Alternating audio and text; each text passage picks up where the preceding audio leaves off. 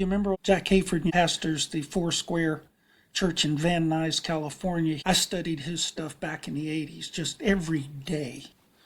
He said he was about 12. His father had a special guest speaker speaking on, well, who's going to be caught up to be with Jesus when he comes? Jack said he went to bed that night and was just nervous because this fellow apparently preached this whole message and never taught how to be ready. Well, he said the next morning he was sitting at the breakfast table before school and he says, Mom, who's going to be caught up to be with Jesus when he returns? And she says, Jack, would you let me pray about that? And we'll believe God will give me an answer for you tomorrow morning. Well, he said the next morning he ran to the breakfast table like a kid at Christmas. Right. Because he didn't want to be left.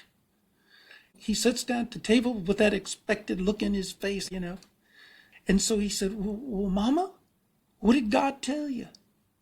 Who's going to be caught up to be with Jesus when he comes?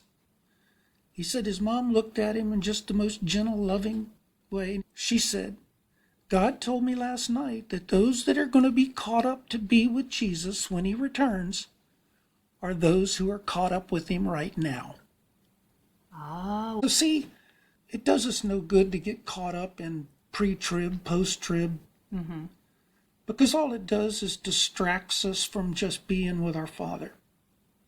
See, this whole thing is not about becoming more knowledgeable than the other guy. Man, the Word of God has been given to get us back around his supper table. And that's the way we need to realize it. God is the consummate family man. And everything he does is for family and nothing else. He sent his only begotten Son, so that whosoever believe on him will receive everlasting life. We have to realize he gave his best for us. And when you see God in all of his glory, we really realize the price Jesus paid so that we could just sit there and gawk for eternity. And I know I'm excited about this week and being caught up with Jesus. You know what's so fun? What's that? Begin your pursuit of that intimate walk with the Holy Spirit. What happens is, even though you're speaking and he's speaking through you, you're just the oracle. So you're learning just as much as the people that he's speaking to through you. Good point. I love that. So You you're see? learning as well as teaching others. That's how we grow. Yeah.